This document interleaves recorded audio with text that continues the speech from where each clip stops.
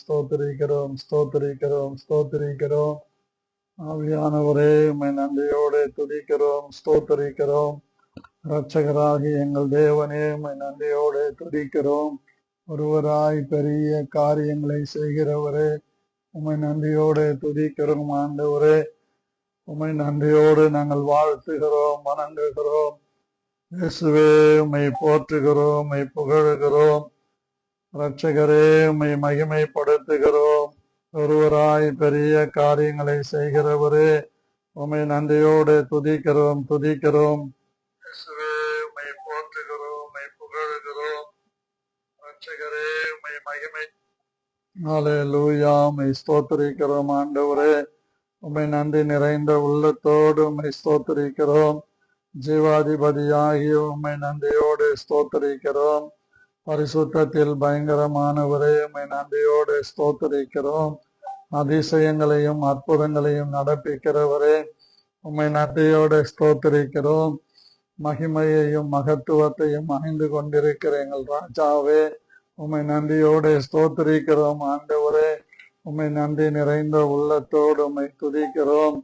மகிமையான எங்கள் தேவன், மகிமையானவராக எங்கள் நடுவில் இருப்பதற்காக உமக்கு கோடா கோடி ஸ்தோத்திரங்களை ஏறெடுக்கிறோம். வல்லமை உள்ளவராகிய எங்கள் தேவன், எங்கள் நடுவிலே வல்லமை உள்ளவராய் இருப்பதற்காக உம்மை நன்றியோடு ஸ்தோத்திரிக்கிறோம். ஜீவாதிபதியாகிய எங்கள் தேவன், எங்கள் நடுவிலே போதுமானவராக, பெரியவராக, இரக்கம் உள்ளவராக, தயை உள்ளவராக, கிருபை உள்ளவராக இருப்பதற்காக உம்மை நன்றியோடு நாங்கள் ஸ்தோத்திரிக்கிறோம். ஆண்டவரே, அதிசயங்களின் தேவனே, உம்மை நன்றியோடு ஸ்தோத்திரிக்கிறோம். அற்புதங்களின் ராஜாவே, உம்மை நன்றியோடு ஸ்தோத்திரிக்கிறோம். மகிமை பொருந்திய எங்கள் தேவனே, உம்மை நன்றியோடு ஸ்தோத்திரிக்கிறோம். உன்னதங்களில் வாசம் பண்ணுகிற எங்கள் ராஜாவே, உம்மை நன்றியோடு ஸ்தோத்திரிக்கிறோம். பரிசுத்தர், பரிசுத்தர், பரிசுத்தர். எங்கள் சேனைகளின் தேவனாகிய கர்த்தர் பரிசுத்தர். உன்னதங்களின் தேவனாகிய கர்த்தர் பரிசுத்தர். எங்களை உயிர்ப்பிக்கிற தேவனாகிய கர்த்தர் பரிசுத்தர். மகிமையையும் மகத்துவத்தையும் அணிந்து கொண்டிருக்கிற கர்த்தர் பரிசுத்தர். சாவாமை உள்ளவராகிய எங்கள் தேவனாகிய கர்த்தர் பரிசுத்தர். எங்களை ஆட்கொண்டு நடத்துகிற எங்கள் தேவனாகிய கர்த்தர் பரிசுத்தர். எங்கள் மீது அன்பு வைத்து எங்களுக்கு அன்ன வஸ்திரங்களை கொடுத்து எங்களை எல்லா இடங்களிலேயும் வெற்றியாய் வாழ பண்ணுகிற கர்த்தர் பரிசுத்தர். எங்கள் மீது அன்பு வைத்து எங்களை ஒவ்வொரு நாளும் கரம் பிடித்து நடத்துகிற கர்த்தர் பரிசுத்தர். மகிமையையும் மகத்துவத்தையும் எங்களுக்கு அருளும்படி நம்முடைய ஜீவனை மரணத்திலே ஊற்றின எங்கள் தேவனாகிய கர்த்தர் பரிசுத்தர். எங்களை ஆட்கொண்டு நடத்துகிற கர்த்தர் பரிசுத்தர். எங்களை பலப்படுத்துகிற கர்த்தர் பரிசுத்தர். எங்கள் பலவீனங்களிலே எங்களுக்காய் வேண்டிக் கொள்ளுகிற கர்த்தர் பரிசுத்தர். எங்கள் குறைவுகளை எல்லாம் நிறைவாக்குகிற கர்த்தர் பரிசுத்தர். எங்களை ஆட்கொண்டு நடத்துகிற கர்த்தர் பரிசுத்தர். எங்களை மிகவும் நேசிக்கிற கர்த்தர் பரிசுத்தர். எங்களை எல்லா இடங்களிலேயும் உயர்த்துகிற கர்த்தர் பரிசுத்தர். மகிமையான கர்த்தர் பரிசுத்தர். மகத்துவங்களின் கர்த்தர் பரிசுத்தர். ஜீவாதிபதியாகிய கர்த்தர் பரிசுத்தர். இரக்கங்களின் பிதாவாகிய கர்த்தர் பரிசுத்தர். உன்னதங்களில் வாசம் பண்ணுகிற எங்கள் தேவனாகிய கர்த்தர் பரிசுத்தர். எங்களை ஆட்கொண்டு நடத்துகிற கர்த்தர் பரிசுத்தர். எங்களை பலப்படுத்துகிற கர்த்தர் பரிசுத்தர். எங்கள் பலவீனங்களிலே தம்முடைய பலனை எங்களுக்குள்ளே பூரணமாய் விளங்க பண்ணுகிற எங்கள் தேவாதி தேவனாகிய கர்த்தர் பரிசுத்தர். எங்கள் மீது எல்லா விதமான அதிகாரத்தை வைத்து எங்களை ஆட்கொண்டு நடத்துகிற எங்கள் தேவனாகிய கர்த்தர் பரிசுத்தர். எங்களை எல்லா இடங்களிலேயும் பலப்படுத்துகிற கர்த்தர் பரிசுத்தர். எங்களுக்கு தைரியத்தை கொடுத்து எங்களை நடத்துகிற கர்த்தர் பரிசுத்தர். இப்போதும் எங்கள் தேவனாகிய கர்த்தாவே, உம்முடைய கிருபையுள்ள உம்முடைய நாமத்தை நன்றியோடு நான் ஸ்தோத்திரிக்கிறேன். என் இருதயத்தின் தியானமும் என் வாயின் வார்த்தைகளும் உம்முடைய சமூகத்திலே பிரீதியாய் இருப்பதாக என்று இயேசு கிறிஸ்துவின் நாமத்தில் வேண்டிக் கொள்கிறேன் நல்ல பிதாவே, ஆமீன். அன்பான தேவனுடைய பிள்ளைகளே, ஆண்டவராகிய இயேசு கிறிஸ்துவின் நாமத்தில் இந்த காலையிலே உங்களை வாழ்த்தி அன்போடு நான் வரவேற்கிறேன். இந்த நாள் நமக்கு ஒரு இனிய நாளாக தேவன் மாற்றுவாராக. 1000 நாளை பார்க்கிலும் அவருடைய பிரகாரங்களில் செல்லுகிற ஒரு நாள் மேலானது என்று சங்கீதக்காரன் சொல்லுகிறதை பார்க்கிறோம். ஆகாமிய கூடாரங்களில் வாசமாய் இருப்பதை பார்க்கிலும் கர்த்தருடைய சமூகத்திலே இருப்பது மேன்மையானது, அது மகிமையானது, அது உன்னதமானது. ஆகவே என்னை கேட்டுக்கொண்டிருக்கிற என் அன்பு தேவனுடைய பிள்ளைகளே, நேற்று தினத்திலே உதவி செய்வதை குறித்து நாம் பார்த்தோம். வசனத்தை உங்களுக்காய் வாசிக்கிறேன். லூக்கா எழுதின சுவிசேஷம் 10ஆம் அதிகாரம் 40வது வசனம்.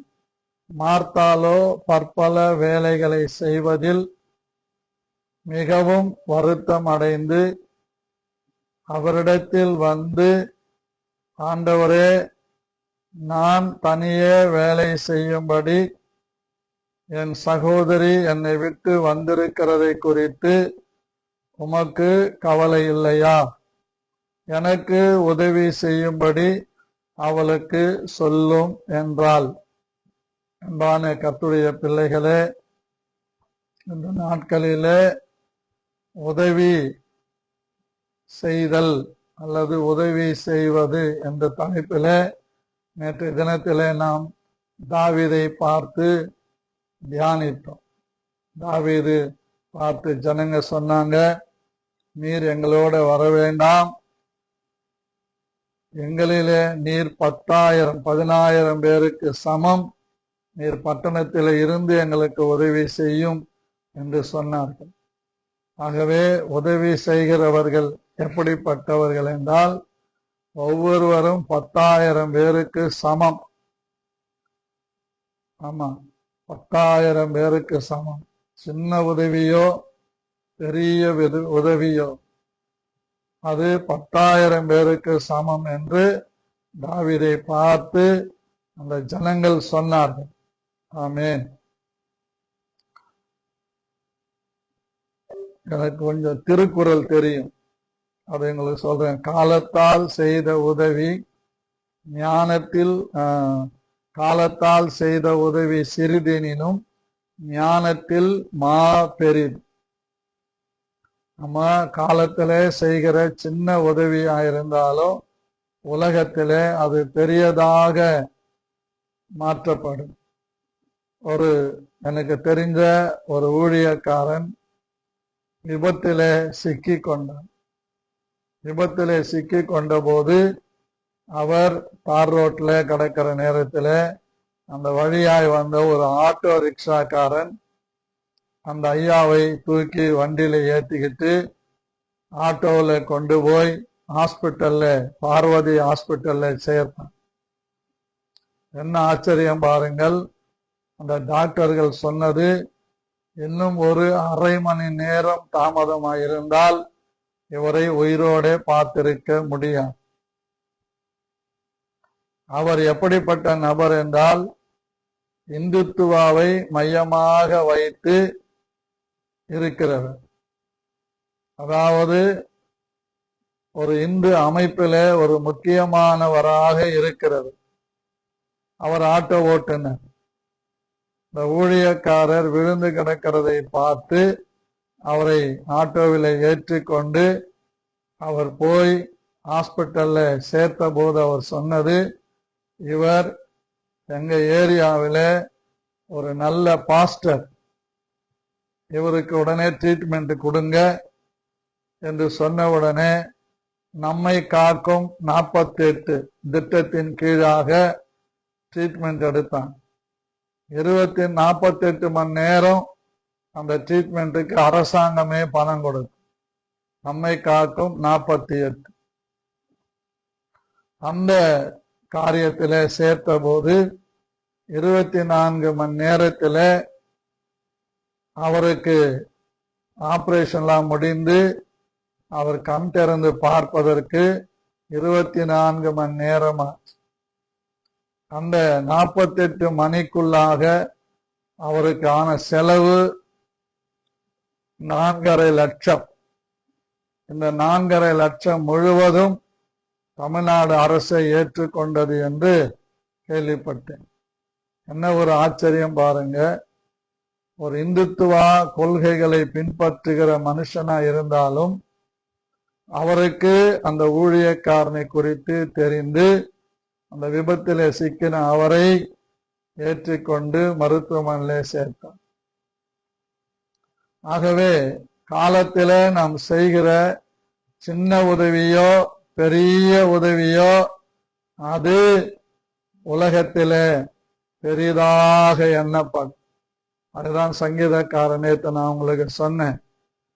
2 சாமுவேல் 18ஆம் அதிகாரம் 2 சாமுவேல் 18ஆம் அதிகாரம் 1, 2, 3 வசனங்களில் நீர் எங்களிலே 10,000 பேருக்கு சமம். பட்டணத்தில் இருந்து எங்களுக்கு உதவி செய். இன்றைக்கு மற்றொரு காரியத்தை நாம் சிந்திக்கலாம், வாசிக்கலாம். பிரியமானவர்களே, சங்கீதம் 60ஆம் சங்கீதம் 11 மற்றும் 12 வசனங்களை எடுத்திருந்தீங்கன்னா வாசிக்கலாம். இக்கட்டில் எங்களுக்கு உதவி செய்யும், மனுஷருடைய உதவி விருதா, தேவனாலே பராக்கிரமம் செய்வோம், அவரே எங்கள் சத்துருக்களை மிதித்து போடுவார். அன்பானவர்களே, இங்கே ஆண்டவருடைய உதவியை குறித்து சங்கீதக்காரன் சொல்லுகிறதை பார்க்கிறோம். 60ஆம் சங்கீதத்தில பிராக்கெட்டுக்குள்ளே ஒரு செய்தி எழுதப்பட்டிருக்கிறது. தாவீது மெசொப்பொத்தாமியா தேசத்து சீரியரோடும் சோபா தேசத்து சீரியரோடும் யுத்தம் பண்ணின போது யோவாப் திரும்பி உப்பு பள்ளத்தாக்கிலே ஏதோமியரில் 12,000 பேரை வெட்டின போது அவன் சாட்சியை விலக்குவிக்கும் 6 நரம்பு கிண்ணறத்திலே போதிப்பதற்காகிய பாடினதும் ராக தலைவனுக்கு ஒப்புவித்ததுமான மிக்தாம் என்னும் சங்கீதம் என்று எழுதியிருக்கிறது. இந்த சங்கீதம் போதிப்பதற்கான சங்கீதம். இது சரியாய் சொல்ல வேண்டுமானால் போதனை சங்கீதம். இதுல சொல்றாரு, தேவனே நீர் எங்களை கைவிட்டீர், எங்களை சிதறடித்தீர், எங்கள் மேல் கோபமாயிருந்தீர், மறுபடியும் எங்களிடமாய் திரும்பி அருளும் என்று மன்றாடுகிற ஒரு சங்கீதம். பிரியமானவர்களே, இந்த சங்கீதத்திலே ஒரு ஜெபம் இருக்கிறது. இக்கட்டில் எங்களுக்கு உதவி செய், மனுஷனுடைய உதவி விருதம். இக்கட்டிலே உதவி செய்கிற தேவன் நம்முடைய தேவன். இக்கட்டில ஏதாவது ஒரு இடுக்கல்ல அகப்பட்டிருக்கும் போது மனிதர்கள் உதவி செய்வதற்கு யோசிப்பார். ஆனால் அந்த இக்கட்டிலே, அந்த இடுக்கல்ல கர்த்தருடைய பிள்ளைகளாகிய நாம் சிக்கிக் கொள்ளும் போது, அகப்பட்டு கொள்ளும் போது தேவனே நமக்கு நேரடியாக உதவி செய்கிறார். சில நேரங்கள்ல மிருகங்கள் வாயிலாக தேவன் இந்த உதவியை செய்கிறார். ஒரு முதிர் வயதான ஒரு ஐயா வீட்டில் இருக்கிறார். அவருக்கு திடீரென்று உடல் நல குறைவு ஏற்பட்டது. அவர் வளர்த்து வந்த ஒரு நாய், அது அவரை காப்பாற்றுவதற்கு பக்கத்து வீட்டில் போய் இந்த கேட்டை தட்டி அழைக்குது. அவங்களுக்கு கேட்கல. உடனே அந்த நாய் தன்னுடைய முழு பலத்தையும் பயன்படுத்தி செவுத்துல இருக்கிற காலிங் பெல்லை அழுத்துகிறது. உடனே அந்த வீட்டில இருந்து வந்தாங்க. அந்த சகோதரனுடைய முன்னாடி எகிரி குதித்து அலறி அழுது தன் எஜமானத்துல கொண்டு போய் அவர் அந்த நேரத்தில் ஓ மை காட் அப்படின்னு சொல்லி அந்த நபரை தூக்கி கொண்டு ஆம்புலன்ஸ்ல ஏற்றி ஹாஸ்பிட்டலுக்கு அனுப்பி காப்பாற்றுகிறார். இப்படி இக்கட்டுகளிலே மனுஷுடைய உதவி விருதா என்று சொன்னாலும் இங்கே அவரை காப்பாற்றுவதற்கு அந்த மிருகம் பயன்படுத்தப்படுகிறது. இதுதான் தேவனுடைய நேரடியான உதவி. இக்கட்டிலே தேவன் நமக்கு உதவி செய்வதில் மிகவும் வல்லமை உள்ளவராக இருக்கிறார் என்பதை நாம் பார்க்க வேண்டும். எனக்கு அன்பான கர்த்தருடைய பிள்ளைகளே, இக்கட்டிலே மனுஷர்கள் நம் அருகிலே இருந்து உதவி செய்யாவிட்டாலும் தேவன் தம்முடைய தூதர்களை அனுப்பி உதவி செய்கிறதை நாம் பார்க்கிறோம். அதற்கு ஒரு ஆதாரம் வேதத்திலே நீங்கள் கேட்பீர்களானால், ஆகார் தன் நாச்சியாரை விட்டு ஓடி போகிற அந்த தருணத்திலே, பிரியமானவர்களே, ஆகார் சாராயை விட்டு ஓடி போகிற அந்த நேரத்திலே கர்த்தர் தம்முடைய தூதனை அனுப்பி ஆகாருக்கு அங்கே போதிக்கிறதை நாம் பார்க்கிறோம். பிரியமான தேவனுடைய பிள்ளைகளே, அந்த ஆகார் தன் நாச்சியார் மேலே இருந்த கோபத்திலே, வெறுப்பிலே, எப்படியாவது போறேன், எங்கேயாவது போய் சாகிறேன்னு அந்த அம்மா கிளம்பிட்டான். ஆனால் கர்த்தராகிய தேவன் அங்கே தேவனாகிய கர்த்தர் ஆகாருக்கு உதவி செய்யும்படியாக தூதனை அனுப்புகிறார். அங்க பிரச்சனை ஏன் வந்தது அப்படின்னா, ஆகாருக்கு இக்கட்டு ஏன் வந்ததுன்னு கேட்டா, தன்னுடைய சொந்த புருஷனை ஆகாருக்கு கொடுத்து அவள் வழியாய் தனக்கு பிள்ளைகள் பிறக்கட்டும் என்று தயவு செய்த சாராயை இந்த ஆகார் மட்டமாக நினைக்கிறார். ஆதியாகமம் 16ஆம் அதிகாரம் 4வது வசனம். அவன் ஆகாரோடு சேர்ந்த போது அவள் கர்ப்பம் தரித்தாள். அவள் தான் கர்ப்பவதி ஆனதை கண்டபோது தன் நாச்சியாரை அற்பமாக எண்ணினார். நிறைய பேரு இப்படிதான் இருக்கிறான். தனக்கு கை கொடுத்து உதவின அவர்களை அற்பமாக எண்ணுகிற குணம் இன்னைக்கு நிறைய பேர் இருக்கு.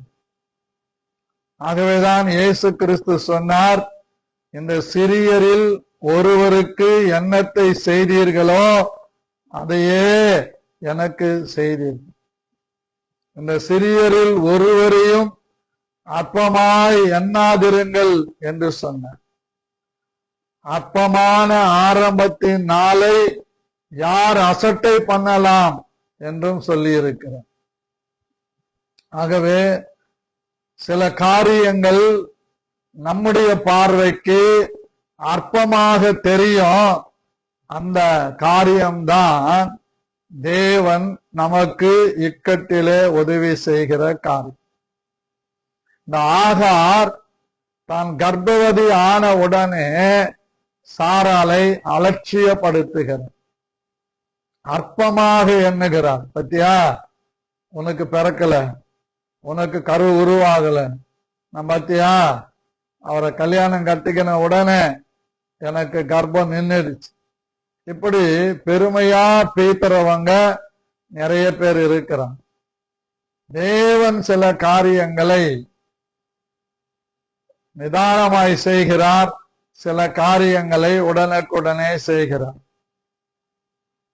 அப்பொழுது சாராய் ஆபிராமை நோக்கி, எனக்கு நேரிட்ட அநியாயம் உமது மேல் சுமரும், என் அடிமை பெண்ணை உம்முடைய மடியிலே கொடுத்தேன், அவள் தான் கர்ப்பவதியானதை கண்டு என்னை அற்பமாக எண்ணுகிறாள், கர்த்தர் எனக்கும் உமக்கும் நடுநின்று நியாயம் தீர்ப்பாரா. பாருங்க எங்க போயிடுச்சு சாராய், ஆபிரகாம் கிட்ட. இப்படி நன்மையை பெற்றுக் கொண்டவர்கள் இக்கட்டிலே உதவி செய்தவர்களை அற்பமாய் நினைக்கிறார். இங்க என்ன நடக்கிறது? தான் கர்ப்பவதியானதை அவள் தனக்குள்ள பெருமை பீத்தலாடிக்கிட்டு என்ன அற்பமா நினைக்கிறார். சாராளுக்கு வருத்தம் இருக்குமா இருக்காதா? இப்ப சாராளுக்கு வருத்தம், இப்ப ஆகாருக்கு இக்கட்டு. என்ன நடக்குது? அதற்கு ஆபிராம் சாராயை நோக்கி, இதோ உன் அடிமை பெண் உன் கையில் இருக்கிறான், கைக்குள் இருக்கிறான், உன் பார்வைக்கு நலமானபடி அவளுக்கு செய் என்றான். அப்பொழுது சாராய் அவளை கடினமாய் நடத்தினபடியால் அவள் அவளை விட்டு ஓடி போனான். சாராய் என்ன பண்ண ஆரம்பிச்சிட்டாங்க? கடினமா நடத்த ஆரம்பிச்சிட்டாங்க. அப்படின்னா என்ன அர்த்தம்? தனக்கு நாச்சியாராக, தனக்கு ஓப்படியாளாக அவளை நினைக்காம, தன்னுடைய சக்கலத்தியாக அவளை நினைக்காம, இப்ப அவளை அடிமை பெண்ணாக நடத்துகிறார். சில வீடுகள்ல பாத்தீங்கன்னா, வீட்டுல வேலைக்காரங்க, வேலைக்கு ஆள் வந்துட்டாங்க, வேலை செய்யறாங்கன்னா அவங்கள சும்மா நச்சரிச்சுக்கிட்டே இருப்பாங்க. சில நேரங்கள்ல அவங்க வீடெல்லாம் தொடச்சு முடிச்சிருப்பாங்க. அந்த வீட்டுல வளர்க்கிற நாய் அந்த தொடச்ச இடத்துல வந்து மிதிச்சிட்டு இருக்கும். உடனே வேலைக்காரியை கூப்பிட்டு, அறிவில்லையா, நீ சோறுதான் திங்கிறியா, அப்படியெல்லாம் அற்பமா பேசி கேவலமா பேசி, பாரு நீ கதவை சாத்திட்டு தொடக்க வேண்டியது தானே, நாய் வந்து பாரு மெச்சிருச்சு. அப்ப அந்த வேலைக்காரி சொல்வா, தொடச்சிக்கலாமா, அது எப்படி, அது மறுபடியும் அதுக்காக மெனக்கெட்டு போவியா? இப்படிதான் சில பிரச்சனைகள் தொடங்கும். அற்பமான சில காரியங்கள், அனித்தியமான உலக பொருளாலே உங்களுக்கு சிநேகிதரை சம்பாதியுங்க. வேலைக்காரி வேலை செஞ்சுக்கிட்டே இருப்பான், உடனே கூப்பிடுவாங்க இந்த எஜமானி, இங்க வா அது போய் பாரு. அப்ப செஞ்சுக்கிட்டு இருக்கிற வேலையை விட்டுட்டு அங்க போய் பார்ப்பான். அதை பார்த்து முடிச்சவன, இதை அப்படியே போட்டுட்டு போயிட்டியா, நான் தான் சொன்னேன்ல, இந்த வந்து பாருன்னா அதை முடிச்சுட்டு போய் அதை பார்த்து இருக்க வேண்டியதானே. நம்ம நாக்கு எப்படின்னா அப்படி பெறலும். இதுதான் இக்கட்டு, நாம் மனுஷர்களுக்கு கொடுக்கிற இக்கட்டு, நமக்கு உதவி செய்ய வந்தவங்களுக்கு நம்ம கொடுக்கிற இக்கட்டு. இப்படிப்பட்ட இக்கட்டு நேரத்துல ரட்சிக்கப்பட்டவங்களா இருந்தாங்கன்னா கொஞ்சம் யோசித்து மன்னிச்சு பொறுமையா இருப்பாங்க. ஏன்னா அந்த வீட்டுல யாரோ ஒருத்தர் இரக்கமுள்ளவரா இருப்பாங்கன்னு அர்த்தம். சில நேரத்துல புருஷன் பெஞ்சாது 2 பேரும் வேலைக்காரரை இக்கட்டா நடத்துவாங்க. அது ரொம்ப ஒழுங்கு. பைபிள்ல தீமோத்தேயுல சொல்றார், எஜமான்களே உங்கள் வேலைக்காரர்களை கசந்து கொள்ளாதிருங்கள் சொல்றார். இப்படி நிறைய காரியங்கள் இருக்குது, சொல்ல போனா நேரம் காணாது. ஆகவே இப்படிப்பட்ட இக்கட்டு இவ ஆகார் சாராய்க்கு செய்தது ஒரு பெரிய அவமானம். ஆனா இங்க ஆகார் தன்னை கடினமாய் நடத்துகிறாள் என்று விட்டுட்டு ஓடிடுறான். அப்படி போகும்போதுதான் கர்த்தர் அங்க அந்த இக்கட்டில உதவி செய்வதை பார்க்கிறோம். 7வது வசனம் பாருங்க.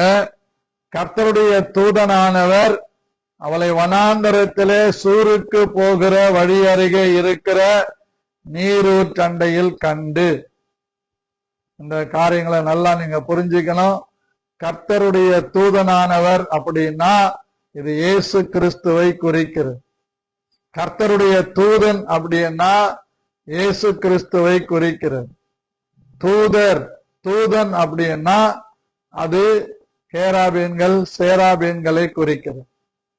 இங்கே கர்த்தருடைய தூதனானவர் இயேசு கிறிஸ்துவுக்கு அடையாளம் இதுதான். பாருங்க, சூருக்கு போகிற வழி அருகே இருக்கிற நீரூற்றண்டையில அவளை கர்த்தருடைய தூதனானவர் காண்கிறார். நல்லா நம்ம புரிஞ்சுக்கணும். நம்மை காண்கிற தேவன் இக்கத்திலே இருக்கிற நம்மை காண்கிறார். பெருமையோடு இருக்கிறவர்களையும் காண்கிறார், மதிக்கிறவர்களையும் காண்கிறார், மதிக்காதவர்களையும் காண்கிறார்.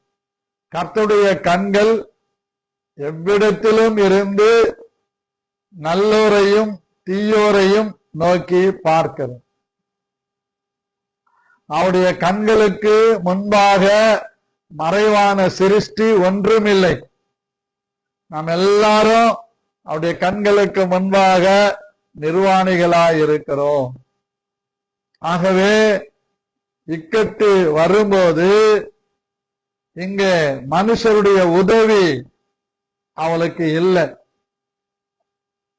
மனுஷருடைய உதவி எதிர்ப்பாக மாறி போகிறது. நிறைய நேரங்கள்ல அப்படிதான். சில வேளைகள்ல சில குடும்பங்கள்ல பிள்ளைகள் 2 பேரோ 3 பேரோ இருந்தாங்கன்னா ஒரு கண்ணில் சுண்ணாம்பு, இன்னொரு கண்ணில் விளக்கண். ஆனா கண்ணு கெட்டு போகுது யாருது? நம்ம கண்ணு தான். நான் இந்த இடது கண்ணில் சுண்ணாம்பு வச்சுக்கிட்டு வலது கண்ணில் விளக்கண்ணைய ஊத்துனேன்னா இந்த என் இடது கண்ணு தான் கெட்டு போயிடுது. நம்ம வீட்டுல எத்தனை பிள்ளைகள் இருந்தாலும் அவர்கள் நமக்கு கண்ணும் கருத்துமானவர். நிறைய பெற்றோர்கள் பிள்ளைகளை மா கண்ணு அப்படின்னு கூப்பிடுறத பார்த்திருக்கிறோம். டே கண்ணா அப்படின்னு கூப்பிடுறத பார்த்திருக்கிறோம். அப்படின்னா அர்த்தம் என்ன? அந்த பிள்ளைகள் நமக்கு கண் போன்றவர்கள். அந்த பிள்ளைகளுக்கு வாழ்க்கைப்பட்டு வந்தவங்களும் கண் போன்றவர்கள். இதை நம்ம நிதானமா கவனிக்கணும். ஆனா நிறைய பேர் அதை கவனிக்கிறது இல்லை. ஆகவே பிரியமானவர்களே, இந்த கர்த்தருடைய தூதனானவர் எல்லா காரியங்களையும் பார்த்து கொண்டிருக்கிறார். கர்த்தர் பார்க்கலையா? கண்டிப்பா பார்க்கிறார். நம்ம எங்க இருந்தாலும் என்ன செய்தாலும் கர்த்தருடைய கண்கள் நம்மை நோக்கி கொண்டிருக்கிறது. அவருடைய கண்களுக்கு முன்பாக மறைவான ஒரு சிருஷ்டியும் கிடையாது. இந்த பயம் எப்பவும் நமக்குள்ள இருக்கணும். அதனால்தான் நீதிமொழிகள்ல சொல்றார், எப்பொழுதும் பயந்திருக்கிறவன் பாக்கியவான். நமக்கு எப்பவும் ஒரு பயம் இருக்கணும். என் புருஷன் பார்க்கல, என் மனைவி பார்க்கல, என் பிள்ளைங்க பார்க்கல அப்படின்னு தாறுமாறாய் ஓடுகிற பெண்ணொட்டகமாய் வாழக்கூடாது. காட்டிலே தன் இஷ்டத்துக்கு அலைந்து திரிகிற காட்டு கழுதையை போல நாம் ஒருவரும் வாழக்கூடாது. நம்மை காண்கிற கண்கள் இருக்கிறது. இந்த இக்கட்டு ஆகாருக்கு வந்தது காரணம் என்ன? அவளேதான் அதுக்கு காரணம். யாரால கெட்ட? நோரால கெட்ட. அவதான் தன்னுடைய தயவை, தன்னுடைய பாதுகாப்பை, தன்னுடைய உரிமையை மீறுகிறார், மீறுதலுக்கு உட்படுகிறார். ஆனால் தேவன் அப்படி அல்ல. மன்னிக்கிறவர், மனம் இறங்குகிறவர், தயை உள்ளவர், மனம் கசந்து செவிக்கிற ஜபங்களுக்கு பதில் கொடுக்கிறவர். இந்த காலை வேளையில என்னை கேட்டுக்கொண்டிருக்கிற என் அன்பு சகோதர சகோதரிகளே, நமக்கு இக்கட்டு வரும்போது மனிதர்கள் உதவி வந்தா அந்த உதவி விருதா எப்படின்னு கேட்கறீங்களா? அதை நாம் ஏற்றுக்கொள்ள மாட்டோம். உதவி செய்ய வந்த புருஷனை ஆகார் ஏற்றுக்கொண்டிருக்க மாட்டோம். சரிம்மா, அட்ஜஸ்ட் பண்ணிக்கமா, போங்க, உங்களுக்கு ஒன்றும் தெரியாது, அவதான் உங்களுக்கு எல்லாம் அப்படின்னு பேசியிருப்போம். அதுதான் விருதம். ஆகவே இப்போ இந்த ஆகார் ஓடி போகிறதை கர்த்தர் பார்க்கிறார். பார்த்து இங்க பேர் சொல்லி அழைக்கிறார். ஆகாரே, ஆபிரகாமின் மனைவியே, ஆபிரகாமின் இரண்டாவது மனைவியே அப்படின்னு கூப்பிடல. ஆண்டவர் எல்லாத்திலையும் நேர்த்தியா, நேர்மையா, நீதியா, சத்தியத்தின்படி செய்கிறது. கர்த்தருக்கு ஸ்தோத்திரம். என்ன சொல்றாரு பாருங்க, சாராயின் அடிமை பெண்ணாகிய ஆகாரேன்னு கூப்பிடுறார். யார் அவ? சாராயின் அடிமை பெண்ணாகிய ஆகாரே. தெளிவா சொல்லிட்டார் பாருங்க. அடிமை பெண்ணாகிய ஆகாரே, எங்கிருந்து வருகிறாய்? அவருக்கு தெரியாதா? தெரியும். நம்ம கிட்ட கேட்கிறார், எங்கிருந்து வருகிறாய், எங்கே போகிறாய் என்று கேட்டார். அவள், நான் என் நாச்சியாராகிய சாராயை விட்டு ஓடி போகிறேன். கர்த்தருக்கு ஸ்தோத்திரம். ஓடி போக விட்டாரா? விடல. கர்த்தர் ஒரு நாளும் நம்மை கைவிடவே மாட்டார். எப்படி இக்கட்டுகள் வந்தாலும், யார் மூலமா இக்கட்டுகள் வந்தாலும், எந்த சூழ்நிலை இடுக்கங்கள் வந்தாலும், எந்த ரூபத்தில் இடுக்கங்கள் வந்தாலும், எப்படிப்பட்ட நெருக்கங்கள் வந்தாலும், நெருக்கத்தின் மத்தியிலே குரல் எழுப்புகிற தேவன் நம்மோட கூட இருக்கிறார். எத்தனை பேர் ஆமேன் சொல்ல போறீங்க? ஆமேன். இக்கட்டுகளை பார்த்து நாம் பயந்து போவோம். ஆனால் இக்கட்டு நேரத்தில் கர்த்தர் உதவி செய்ய வருவார். எப்படியாவது வருவார். எந்த ரூபத்தில் ஆகிலும் வருவார். ஆமேன் சொல்லுங்களேன். அல்லேலூயா. அப்போ எங்கே இருந்து வருகிறாய், எங்கே போகிறாய் என்று கேட்டார். நான் என் நாச்சியாரை விட்டு ஓடி போகிறேன். நம்மளாம் தானே சொல்லியிருப்போம், ஊறுபட்ட கதை பேசியிருப்போம். ஆமா, டயலாக் எல்லாம் பேசியிருப்போம். அவன் என்ன பொம்பளையா, என்ன அவன் தான் மனைவியா ஏத்துக்கிட்டான், நான் கர்ப்பமாயிட்டேன், ஏதோ தப்பு பண்ணிட்டேன், மன்னிச்சுட்டு என்னை வீட்டுல வச்சு கூடாதா, இப்படி என்னை கடினப்படுத்தி என்னை வருத்தப்படுத்தி அப்படின்னு பேசியிருப்போம். ஆனா இந்த ஆகார் சரியா சூப்பரா ரிப்ளை கொடுக்கிறா, என் நாச்சியாரை விட்டு ஓடி போக. அப்போ அந்த தூதன் சொல்றார் பாருங்க, 8வது வசனம், 9வது வசனம். அப்பொழுது கர்த்தருடைய தூதனானவர், நீ உன் நாச்சியார் அண்டைக்கு திரும்பி போய் அவள் கையின் கீழ் அடங்கி இரு. என்ன அருமையான வார்த்தை பாருங்க. திரும்பி போய் அங்க அடங்கி இரு. எனக்கு நிறைய பேருக்கு பிடிக்காத ஒரு காரியம் அடங்கி இருக்கு. குடும்பத்திலையும் சரி, சபையிலும் சரி, வேலை ஸ்தலத்திலும் சரி. வேலை ஸ்தலத்திலே அடங்கிட்டுருவாங்க. ஏன்னா ஜான் வயிற்று பிழப்பு. அந்த கம்பெனியை விட்டு வெளியே போயிட்டா லோன்னு குட்டி போட்ட நாய் மாதிரி அலையணும் அடுத்த வேலைக்கு. அதனால சரி, மலையை பார்த்து நாய் குறைக்குது, கொல்சிங் போட்டோம் அப்படின்னு அடங்கி வேலை செய்து கொண்டிருக்கிறவர்களும் உண்டு. சூடு சொரணையோட வெளியே வந்துட்டு நாயா பேயா அலைகிறவங்களும் உண்டு. எந்த நிலையில் இருந்தாலும் அடங்கி இருக்க மனது உடையவர்கள் எவர்களோ அவர்கள் கொஞ்சம் கொஞ்சமாக கர்த்தராலே உயர்த்தப்படுவார்கள். தேவனாலே மகிமையின் மேல் மகிமை அடைவார்கள். இயேசு கிறிஸ்துவின் நாமத்தின் மகிமைக்காக சொல்லுகிறேன், அடங்கி இருப்பது அவசியம். 10 வருஷம் ஒரு ஊழியத்திலே நான் அடங்கி இருந்ததினாலே ஊழியக்காரனாய் உருவாக்கப்பட்டேன். அந்த அடங்கி இருக்கிறவர்கள் உருவாக்கப்படுவார்கள். அடங்காதவர்கள் எல்லாவற்றையும் இழந்து அலைவார்கள், அலைந்து திரிவார்கள். இந்த ஆகார் தேவதூதனுடைய ஆலோசனையை அல்ல தட்டவில்லை, மாறாக அவள் போகிறார். இதுதான் இக்கட்டில மனுஷனுடைய உதவி விருதா. கர்த்தர் ஒரு மனுஷனுக்கு இக்கட்டில உதவி செய்கிறார். எப்படி பாருங்க, அருமையான ஒரு வார்த்தை அது. அடங்கி இரு என்றார். பின்னும் கர்த்தருடைய தூதனானவர் அவளை நோக்கி, உன் சந்ததியை மிகவும் பெருக பண்ணுவேன், அது பெருகி எண்ணி முடியாததா இருக்கும் என்று சொல்லி, நீ போய் அடங்கி இருந்தீன்னா உன் சந்ததியை பெருக பண்ணுவேன். நீ அடங்கி இருந்தீன்னா உன் சந்ததி இந்த பூமியை நிரப்பும். நீ அடங்கி இல்லைன்னா வேற மாதிரி ஆயிடுது. எந்த ஒரு காரியத்திலேயும் எந்த சூழ்நிலையிலேயும் அந்த அடக்கம் ரொம்ப முக்கியம். அடங்கி இருக்கிறவர்கள் ஒரு நாளும் கெட்டு போனதில்லை, கெட்டு போவதும் இல்லை, கெட்டு போகவும் மாட்டார். கர்த்தருக்கு மகிமை உண்டாவதாக. கர்த்தருக்கு ஸ்தோத்திரம். 11ஆம் வசனம் பாருங்க.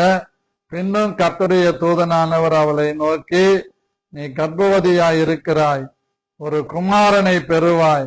கர்த்தர் உன் அங்கலாய்ப்பை கேட்டபடியினால் அவனுக்கு இஸ்மவேல் என்று பெயரிடுவாயா. இஸ்மவேல் என்றால் அங்கலாய்ப்பு. இப்ப அவள் அங்கலாய்ப்பு தானே. அப்போ அந்த பிள்ளைக்கு அங்கலாய்ப்பு என்ற பேர் எதனால வந்தது? அடங்கி இருக்காததுனாலே வந்தது.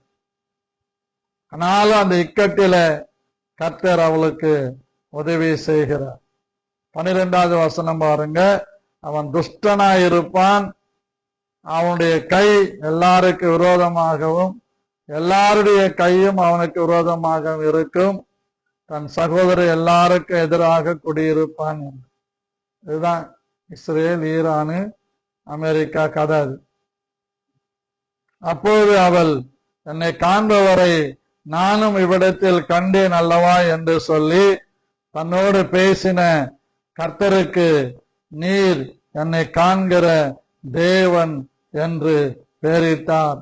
அந்த நீரூற்றுக்கு லகாய் ரோயி என்ற பெயர் வந்தது. லகாய் ரோயி என்றால் காண்கிற தேவன் அர்த்தம்.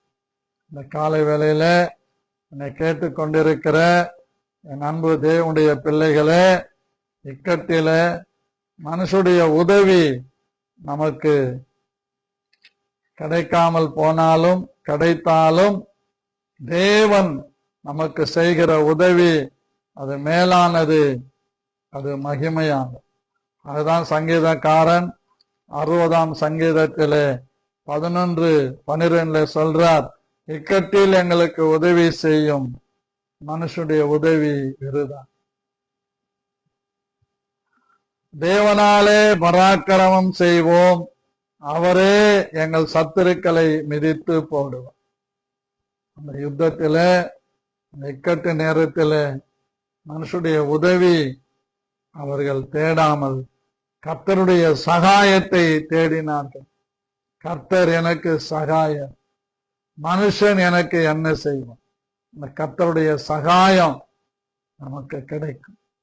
இக்கட்டில மனுஷனுடைய உதவி அல்ல, தேவனுடைய சகாயம் நமக்கு பெரிது.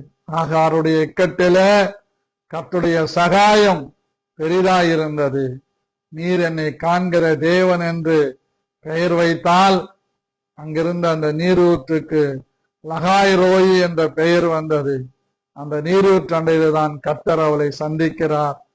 கர்த்தர் காண்கிற தேவன், உன் இக்கட்டை காண்கிற தேவன், உன் நெருக்கத்தை காண்கிற தேவன், உன் உபதிரவத்தை காண்கிற தேவன், உன் பிரச்சனைகளை எல்லாம் காண்கிற தேவன், உன்னுடைய துக்கத்தை சந்தோஷமாக மாற்றுகிற தேவன். அண்ணா சாராள் இடத்திலே போய் ஆகார் அடங்கி இருந்தால் இஸ்மவேலை பெற்றெடுத்தார். சில நேரங்கள்ல இக்கட்டிலே நமக்கு உதவி வந்தாலும் அடுத்த ஒரு செக் வச்சிடறார், இஸ்மவேல் அங்கலாய்ப்புன்னு வச்சிடறார். பாத்தீங்களா, நம்ம அங்கலாய்க்க கூடாது என்பது தேவனுடைய விருப்பமா இருக்கிறது. நம்முடைய அங்கலாய்ப்பெல்லாம் தேவனுக்கானவைகளாக, பரலோகத்துக்கானவைகளாக, என்னை எப்படி நான் பரிசுத்தமாய் வைத்துக் கொள்வது, அப்படிப்பட்ட ஒரு அங்கலாய்ப்பு நமக்குள்ள இருக்கு. நான் நீதியாய் வாழ்வதற்கு என்ன செய்வது, இந்த அங்கலாய்ப்பு இருக்கணும். சர்வத்துக்கான அங்கலாய்ப்பு அல்ல. எப்படியோ இக்கட்டு இடுக்கம் எந்த ரூபத்திலே நமக்கு வந்தாலும் உதவி செய்ய கர்த்தர் வல்லமை உள்ளவராய் இருக்கிறார். அவர் உங்களோடு இருந்து பெரிய காரியங்களை செய்வார். இந்த காலைவேளை கர்த்தர் நமக்கு சொல்லுகிற வார்த்தை, யாக்கோபு என்னும் சிறு பூச்சியே, நீ பயப்படாதே, உன் வலது கரத்தை பிடித்து உனக்கு துணை நிற்கிறேன் என்று சொல்லுகிறார். ஆகவே கர்த்தர் நமக்கு துணை நிற்பார். நம்மை காண்கிற தேவன் நம்முடைய இக்கட்டுகளை மாற்றுவார். அவர் மாற்றி இருக்கிறார், மாற்றுகிறார், மாற்றவும் போகிறார். ஆகவே கலங்காதிருங்கள், எச்சரிக்கையாயிருங்கள், ஜாக்கிரதையாக செவியுங்கள், வேதத்தை வாசியுங்கள், வேதத்தின் வசனங்களை சிந்தியுங்கள். கர்த்தர் உங்களை வாளாக்காமல் தலையாக்குவார், கீழாக்காமல் மேலாக்குவார். யாக்கோபு என்னும் சிறு பூச்சியே, நீ பயப்படாதே, உன் வலது கரத்தை பிடித்து உனக்கு துணை நிற்கிறேன் என்று சொல்லுகிற கர்த்தர் எப்பொழுதும் என்னாலும் நமக்கு துணை நிற்பாராக. ஆமேன். கிருபை உங்களோடு இருப்பதாக.